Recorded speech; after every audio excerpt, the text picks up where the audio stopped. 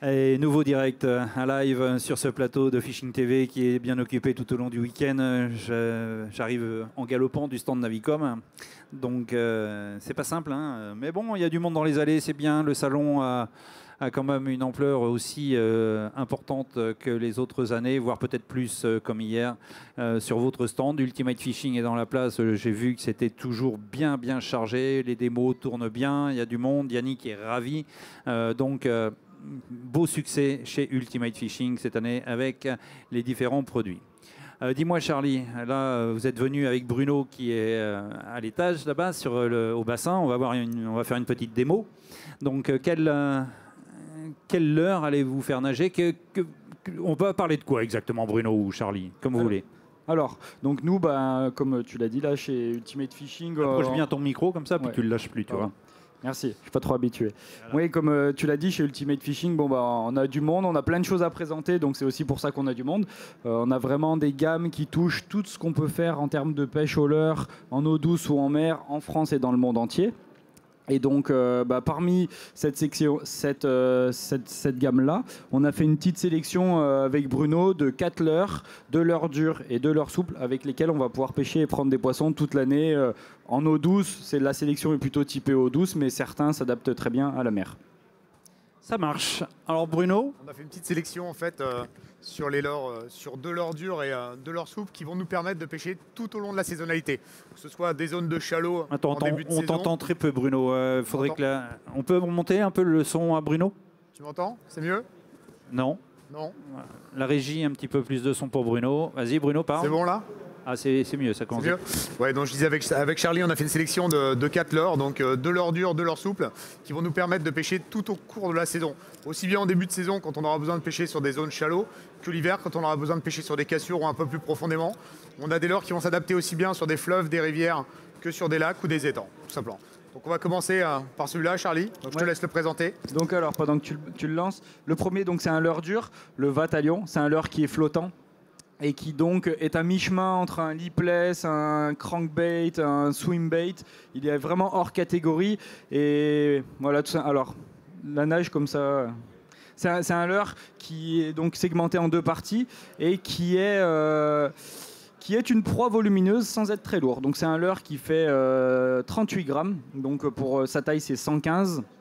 Et qui permet à tout le monde de pouvoir l'utiliser et de pêcher avec un leurre volumineux sans forcément avoir une canne big bait de par son petit poids. Donc il est intéressant parce que n'importe quel pêcheur avec sa canne médium peut l'utiliser et va pouvoir prendre... alors on va souvent cibler les brochets, on a un beau colorama qui permet de cibler beaucoup d'espèces, mais c'est vrai que globalement 80% des pêcheurs qui utilisent avec grand succès ce leurre-là l'utilisent sur les brochets, notamment dans les zones assez peu profondes, mais on peut aussi... on a eu des beaux résultats, notamment au lac du Der, où ce leurre-là, dans des zones où il y avait 5 mètres de fond, les poissons montaient le prendre à sa profondeur de nage qui est d'à peu près 1m30, 1m50 quand on le lance et qu'on le ramène à une vitesse moyenne. Bruno, tu peux peut-être nous montrer aussi avec ce leurre voilà, vraiment les variétés d'animation qu'on peut avoir. C'est un leurre qui va nager très doucement, en le ramenant vraiment au moulinet très lentement. Voilà, c'est magnifique. D'habitude, on le voit toujours d'au-dessus. Là, c'est beau de le voir sous l'eau. Et également très vite. C'est un leurre qui ne va jamais dénager. On peut vraiment le ramener à fond et faire des grosses accélérations. Il ne se mettra jamais en vrille. Et ça, c'est des points forts. Ouais, voilà. Là, ça déclenche un poisson. C'est ce type de grosses accélérations est capable de déclencher des touches. Et le fait qu'il dénage jamais, c'est un véritable atout. 40 grammes, hein, 38 grammes. 38 grammes. On va pouvoir le jerker aussi. Comme disait Charlie, ça intéresse les brocs. Moi, j'ai pris beaucoup de perches avec aussi. Voilà. Ça reste pas un volume, évidemment, pas des perches de 15, mais des jolies perches. Mais ça fait réagir beaucoup de poissons. Et sur les zones où les cendres, comme sur le lac de Guerre-les-Dents, par exemple, montent sur les plages tôt le matin et tard le soir, c'est un leurre qui m'a permis de faire régulièrement des poissons. Donc j'ai donné le grammage, c'est pour la puissance de la canne, hein, souvent. Ouais. Parce que quand on voit un leurre un peu volumineux, on s'inquiète, hein, on se dit, bon, allez, ça y est, il me faut une canne un peu plus puissante, etc. Alors que là, 40 grammes, ça correspond dans un panel de cannes c'est ça, toutes les cannes médium de 10-35, 10-40, voire même certaines 7-28 vont pouvoir, on va pouvoir les utiliser pour pêcher avec ce leurre-là. Donc on n'a pas besoin effectivement d'une canne spéciale Big Bait. D'accord.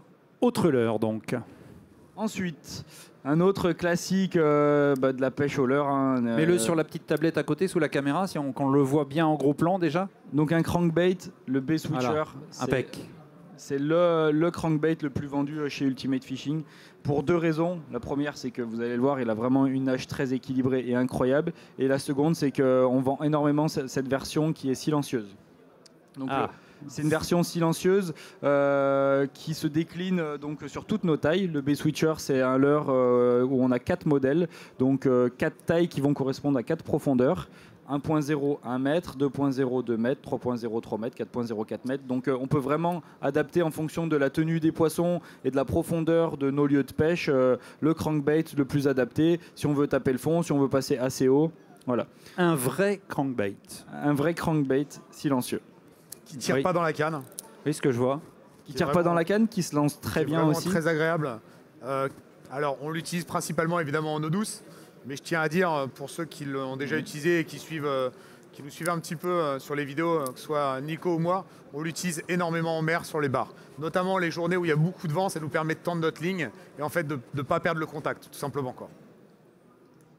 Oui, c'est vrai qu'il y a eu des belles pêches, c'est surprenant, mais en même temps c'est intéressant de voir que finalement un leurre ça reste un leurre et que on peut avec la plupart avec une grande diversité de leurres l'adapter aussi bien en eau douce qu'en mer, et ça c'est quelque chose où on fait souvent le parallèle chez nous entre les leurres. Été vite, parce que j'ai pas tilté, il n'y a qu'une taille. Non, il y a 4 tailles. Voilà, ouais. Je sais pas. Non, il y a 4 tailles, donc c'est B-Switcher 1.0, ça correspond à un modèle, 2.0, 3.0, 4.0, chaque fois c'est le nom B-Switcher suivi d'un chiffre qui correspond à sa profondeur de nage. La profondeur, oui, mais je parle du volume du leurre, la taille du leurre. Le volume diffère en fait avec la bavette. Le 3.0 et le 4.0, tu gardes le même volume de corps, juste en jouant sur la bavette. Par contre, le 2.0 et le 1.0, tu diminues en taille. Voilà, parce qu'on va commencer quand même d'avoir des vibrations beaucoup plus puissantes si on monte avec un 3.0 que si on reste avec un 1.0. Oui, tout à fait. Et les vibrations vont être différentes quand même. Tout à fait. Enfin, je suppose, hein, je rentre un peu plus technique malheureusement. Non, mais on garde la même nage. Après, c'est vrai que quand on met une bavette un peu plus longue, forcément, on va avoir quelque chose qui va un peu plus osciller. Mais entre le 3 et le 4, la différence, elle est vraiment infime et c'est vraiment juste la profondeur de nage qui va changer. Après, c'est vrai qu'il y a une grosse différence entre le 1.0 et le 4.0. C'est ce qui fait aussi sa force. Le 1.0 est par exemple très utilisé chez les pêcheurs de truites, qui veulent voire même 2.0 pour gratter le fond, pouvoir avoir un leurre qui descend tout le temps, qui tient bien le courant, comme disait Bruno sur les bars. Qui ne décroche pas dans le courant, surtout parce que les cranks ont tendance à décrocher dans le courant. Le crank, c'est quand même une boule. Hein. Alors ne pas confondre effectivement crank et longbill minnow, parce que souvent les gens pensent que plus la bavette est grande, c'est un crank, et pas toujours. Un crank, c'est la forme vraiment comme a montré Bruno là-bas, la petite forme un peu rondouillette. C'est ça, le crank, c'est ça. Hein. C'est pas parce que souvent grande bavette égale crank, pas toujours. Hein. C'est un crankbait, à pas confondre avec un crank minnow, avec des jerkbait minnow. C'est pour ça, on va pas rentrer dedans pour tous les parce que c'est compliqué, mais là on a un vrai crankbait, c'est une boule qui émet des ondes différentes d'un longbill minnow, bien entendu. Allez, on passe sur un autre. On passe sur un petit jouet qu'on aime bien. Ouais, le Dark Slipper.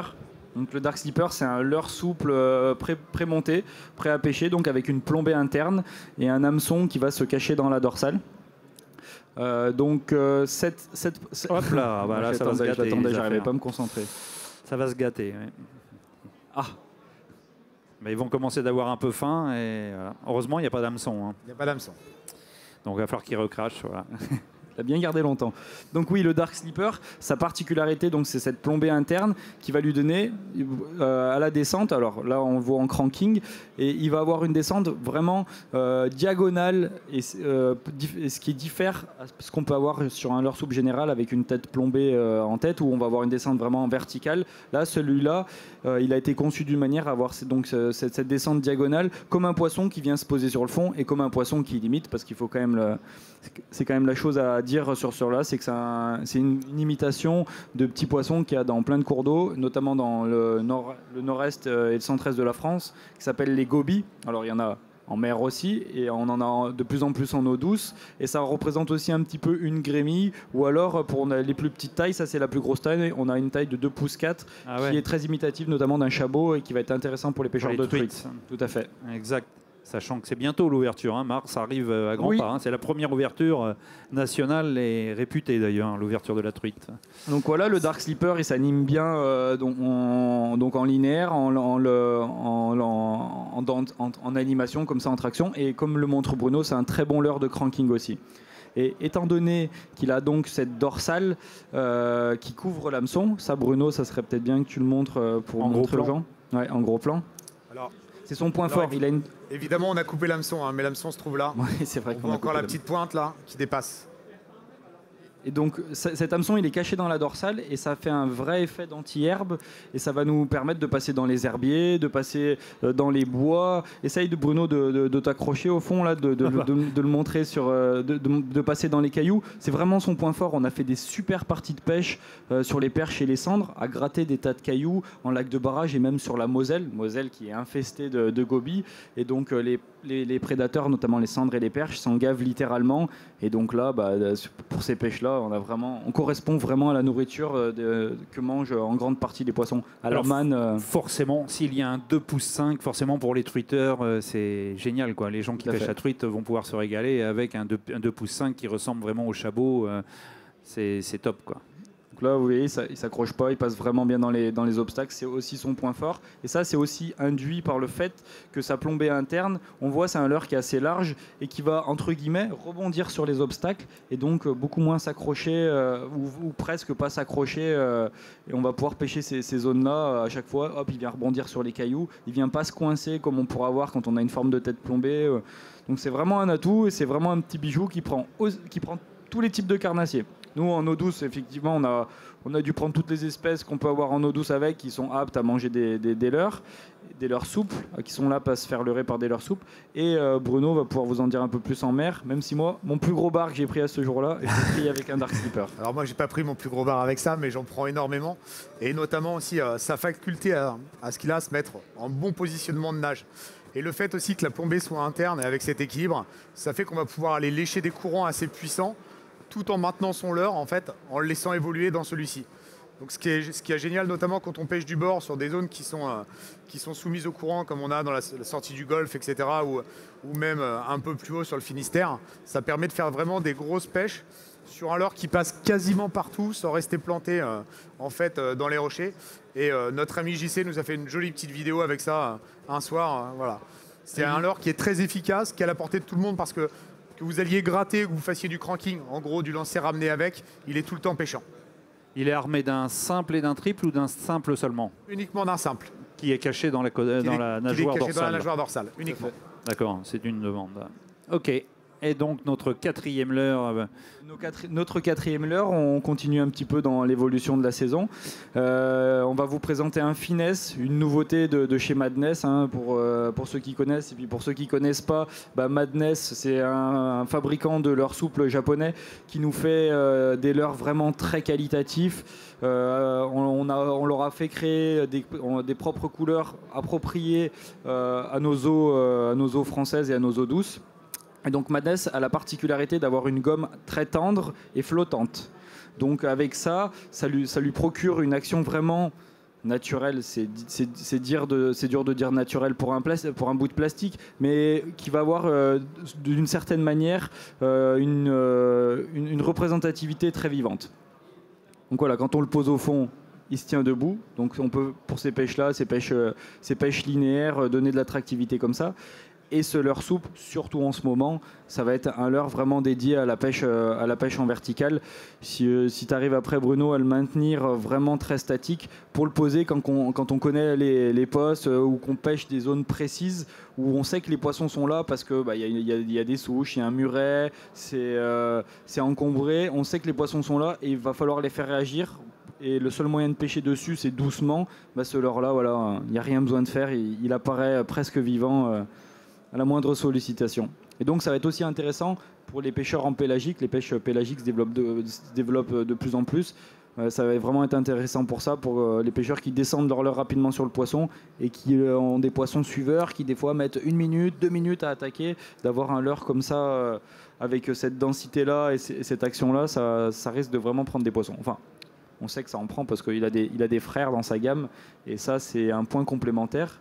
Je vais peut-être Je suppose que c'est un leurre que je peux utiliser aussi bien en hiver qu'au printemps qu'en été. Tout à fait. Exactement. On va juste un peu changer ses fonctionnalités Oui. en lui adjoignant soit une tête plombée ou alors sur une pêche un peu plus printanière, sur des zones un peu plus, des eaux un peu plus chaudes et des zones un peu plus shallow.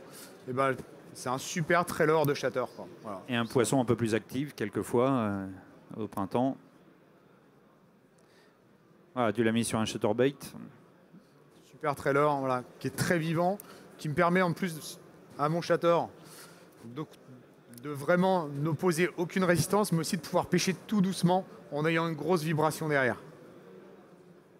Et en même temps, le fait qu'il a une texture très souple, s'il va permettre une bonne aspiration sur les touches et de concrétiser un peu plus de touches, le fait qu'il va vraiment se plier dans la gueule du poisson et va vraiment pas gêner la hameçon se loge bien dans la gueule. Donc la technique juste auparavant avec une tête plombée, c'est l'idéal en hiver, par exemple, de en faire vertical. En vertical pour pêcher du cendre, comme Bruno le pêche souvent en Seine, pêcher le cendre, bien sûr. Poser délicatement, la matière est très souple, effectivement, ça va très très bien. Un peu plus active sur une tête plombée, pourquoi pas en jerking au printemps. Et puis, comme l'a fait Bruno, en trailer sur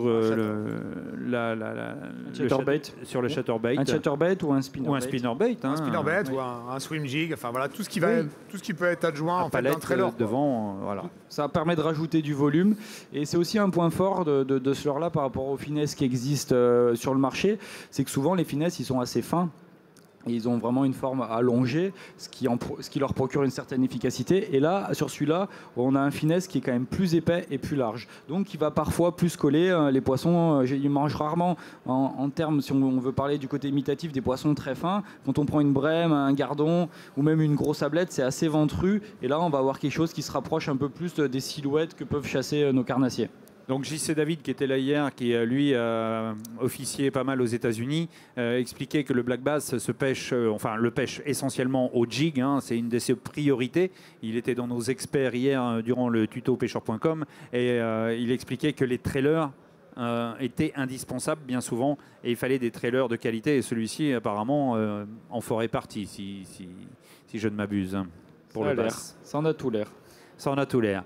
Messieurs, je vous remercie de la présentation de ces cadres-là. On peut les applaudir, les remercier parce que c'est la société Ultimate Fishing qui a fait le déplacement. Et on vous retrouve sur vos stands, tous les deux, Charlie et Bruno. N'hésitez pas à venir. Ultimate Fishing, allez-y, il y a du monde, il y a de l'accueil et vous verrez, c'est l'heure de près. Merci. Et on se retrouve pour un nouveau direct dans quelques instants ici même sur ce plateau. À tout de suite.